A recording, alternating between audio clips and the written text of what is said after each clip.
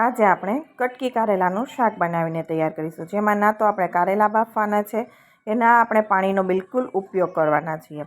પાણી વગર જ આપણે એકદમ સરસ એવું કારેલાનું શાક બનાવીશું, જે બિલકુલ પણ કડવું નહીં લાગે. તો અહીંયા મેં કારેલા લીધા છે. કારેલાને પહેલાં સરસ રીતે ધોઈ અને કોરા કરી દીધા છે. હવે આપણે એની છાલ કાઢીશું. તો ઘણા લોકો છાલ એકદમ વ્હાઈટ પાર્ટ આવે ત્યાં સુધી કાઢી લેતા હોય છે, પરંતુ એવું કહેવાય છે કે કારેલાની છાલમાં ગુણોનું પ્રમાણ વધારે હોય છે, તો બને એટલી ઓછી છાલ કાઢવી. પરંતુ આપણે કાઠિયાવાડમાં થોડી વધારે કાઢતા હોય છે, તો આ રીતે મેં થોડી હલકી એવી છાલ માથેથી કાઢી દીધી છે, વધારે પડતી નથી કાઢી એકદમ. હવે છાલ કાઢી લીધી અને ત્યાર પછી આપણે બધા કારેલાને કટકી કરવાની છે. તો કટકીમાં તમને જે રીતે નાના મોટા પસંદ હોય એ રીતે કરી શકાય. 2 ભાગ કરી અને વચ્ચેથી આપણે બીજનો ભાગ છે એ કાઢી નાખીશું.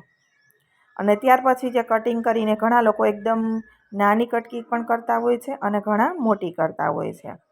તો અહીંયા હું તમને બતાવી દઉં કે એક કારેલું છે એનો અડધો ભાગ હોય એને આ રીતે હું સ્લાઇસમાં કાપી દઉં છું. તો તમારી ચોઈસ પ્રમાણે નાના મોટા કટિંગ તમે કરી શકો છો. તો આ રીતે આપણે બધા જ કારેલાને સમારીને તૈયાર કરી લેવાના છે કટકીમાં. તો કારેલાના શાક પણ મેં આગળ ઘણી રીતે શેર કરેલા છે. એકદમ અલગ અલગ નવી રીતે જ બધા બનાવીને શેર કર્યા છે. આજે પણ સાવ નવી રીતે જ હું તમારી સાથે શેર કરું છું. તો વિડીયો ખાસ જોજો અને મારી ચેનલ ઉપર નવા હો તો સબસ્ક્રાઈબ જરૂરથી કરી દેજો, જેથી રોજ નવા વિડીયોના નોટિફિકેશન તમને મળતા રહેશે. હવે બધા કારેલા અહીંયા સમારાઈ અને તૈયાર થઈ ગયા છે. એને આપણે એક મિક્સિંગ બોલની અંદર પહેલાં લઈ લેવાના છે. પછી એની અંદર આપણે 1 થી 1.5 ચમચી જેટલું સાદું રેગ્યુલર મીઠું નાખવાનું છે અને હલકાથી આ રીતે મિક્સ કરી દઈશું. બધા કારેલાની અંદર મીઠું ચોંટી જાય એ રીતે મિક્સ કરી અને પછી આપણે એને કવર કરી અને 10 મિનિટ રેસ્ટ ઉપર કારેલાને રાખવાના છે, જેથી મીઠું એની ઉપર ચડી જશે અને કારેલા છે એકદમ સોફ્ટ થઈ જશે. તો મિક્સ કરી અને 10 મિનિટ રાખ્યા છે. ત્યાર પછી હવે આપણે કારેલાને ખોલીશું. જો હવે તમે વજન દઈ અને કારેલું દબાવશો ને તો પણ એક પણ ટુકડો તૂટશે નહીં, કેમ કે મીઠું ચડી જાય ને પછી કારેલા એકદમ સોફ્ટ થઈ જાય છે, રબર જેવા. અને એમાંથી આપણે બધું જ પાણી છે હાથથી આ રીતે દબાવી અને બધું જ પાણી કાઢી લેવાનું છે. આ રીતે મીઠું નાખી અને રાખવાથી કારેલું ચડી પણ સરસ જાય છે પાણી વગર, અને બીજું કે કડવું નથી લાગતું. તો આ રીતે બંને હાથ વડે દબાવી અને એક્સ્ટ્રા બધું જ પાણી આપણે નિતારી લઈશું. અને આ રીતે આપણે દબાવીશું તો પણ એક થોડું તૂટશે નહીં, કેમ કે બધા સ્મૂથ થઈ ગયા છે, ઢીલા પડી ગયા હોય છે એટલે.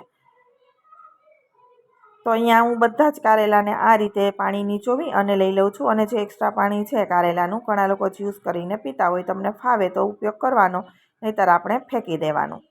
તો અહીંયા બધા કારેલા છે મેં નીચોવી અને તૈયાર કરી દીધા છે. અને પાણી તમે જોઈ શકો છો, ઘણું બધું એમાંથી પાણી આપણે નીકળે છે કારેલાનું, એટલે કડવાશ ઓછી થઈ જાય છે શાકમાં. હવે બધા કારેલા અહીંયા આપણે લઈ લીધા છે અને તમે જોઈ એકદમ એટલે શું થઈ ગયા છે કે જે તમે ટચ કરો ને તો તૂટવાની કોઈ બીક જ નહીં, અને પોચા થઈ જાય છે, જેથી શાકમાં ચડવામાં પણ ઝડપ થાય છે. હવે શાકના વઘાર માટે આપણે તેલ રાખી દઈશું. તેલ ગરમ થાય એટલે રાઈ જીરાનો અહીંયા હું વઘાર કરું છું. તમને લસણ પસંદ હોય તો લસણ અને લાલ મરચું ટીચી અને ચટણી અહીંયા નાખી દેવાની તેલમાં. મેં લીમડાના પાન, સૂકું મરચું અને હિંગ નાખ્યા છે, સાથે મરચાંના ટુકડા નાખ્યા છે. અને હવે આપણે એની અંદર છીણેલું થોડું આદું નાખી દઈશું. ત્યાર પછી જે કારેલા સમારીને આપણે રાખેલા છે એ કારેલા નાખી દઈશું. તો વઘાર લસણવાળો કરવો હોય તો તમને મેં કહ્યું એ રીતે તમે લસણની ચટણી નાખી સાતળી અને પછી કારેલા નાખી શકાય. તો અહીંયા કારેલું આપણે નાખી અને અત્યારે મેં ગેસની ફ્લેમ લો ટુ મીડિયમની વચ્ચે રાખેલી છે. કારેલાને પહેલાં આપણે સરસ રીતે ચલાવી દઈશું.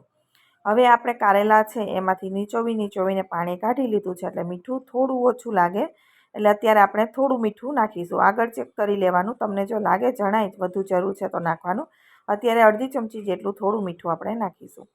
સાથે આપણે હળદર નાખી દઈશું અને બધી વસ્તુને આપણે સરસ રીતે મિક્સ કરી દઈશું.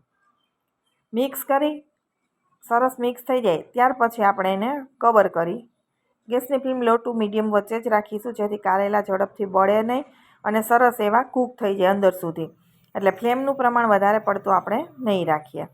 મિક્સ કરી અને હવે આપણે કવર કરી અને 2 થી 3 મિનિટ માટે આપણે એને કૂક થવા દેવાના છે. 3 મિનિટ જેવો સમય રાખીશું. 3 મિનિટ થઈ જાય એટલે આપણે ફરી કવર ખોલી અને મિક્સ કરી દેવાના છે. તો કારેલાનો કલર પહેલાં કરતાં બદલાઈ ગયો છે, એટલે કે આપણા કારેલા છે હવે ચડવા લાગ્યા છે, કૂક થવા લાગ્યા છે. આ રીતે ચમચાથી ચેક કરી લેવાનું. તમને કડક જણાય તો ફરી 3 મિનિટ આપણે કવર કરી અને કૂક કરીશું. પછી ફરી ચેક કરી લેવાનું. તો પાણીનો આપણે બિલકુલ ઉપયોગ કર્યો નથી, જેથી આપણું શાક છે બિલકુલ કડવું નહીં લાગે, એકદમ સરસ એવું બનીને તૈયાર થશે. હવે અહીંયા તમે કારેલા જોશો ને 3 મિનિટ પછી ખોલીને, તો તમને લાગશે કારેલા કૂક થઈ ગયા છે.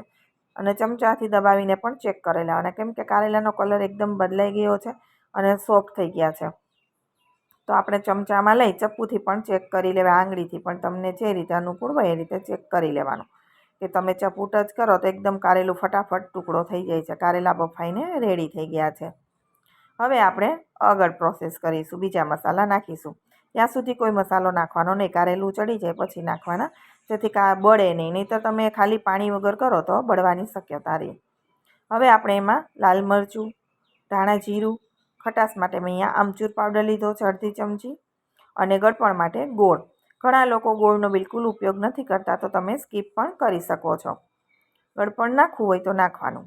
હવે શેકેલી સિંગનો 2 ચમચી જેટલો ભૂકો નાખ્યો છે, અને સાથે 1 થી 1.5 ચમચી જેટલો આપણે શેકેલો ચણાનો લોટ કે બેસન લેવાનો. અહીંયા શેકેલા ચણાનો લોટ લીધો છે 1.5 ચમચી જેટલો, જેથી મસાલા એકદમ સરસ થશે અને શાક એકદમ સરસ સૂકું બનીને તૈયાર થશે.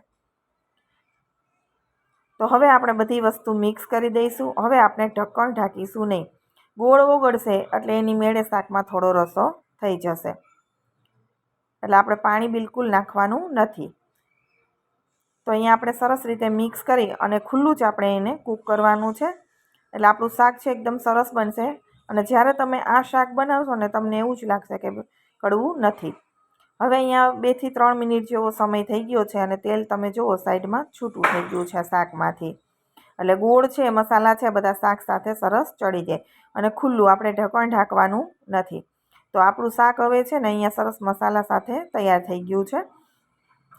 તમને મારા શાકની રેસીપી કેવી લાગી એ કોમેન્ટ બોક્સમાં જણાવજો. હવે લાસ્ટમાં મેં અહીંયા ચપટી ગરમ મસાલો અને લીલા ધાણા નાખી દીધા છે. એને પણ આપણે સરસ રીતે મિક્સ કરી દઈએ.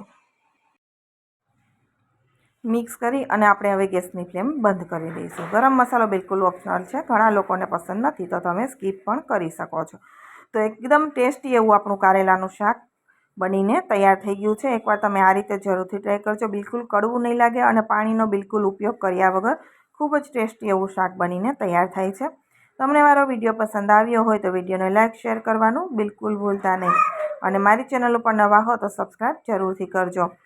તો અહીંયા એકદમ ટેસ્ટી એવું કારેલાનું શાક અત્યારે બનીને તૈયાર થઈ ગયું છે. અને અલગ કારેલાના શાક પણ મેં ઘણા બધા ચેનલ ઉપર શેર કરેલા છે, તમે ત્યાંથી પણ જોઈ શકો છો. તો જોતાં જ આપણને ખાવાનું મન થાય એવું સરસ કટકી કારેલાનું શાક તૈયાર છે. ફરી મળીશું નવા વિડીયો સાથે.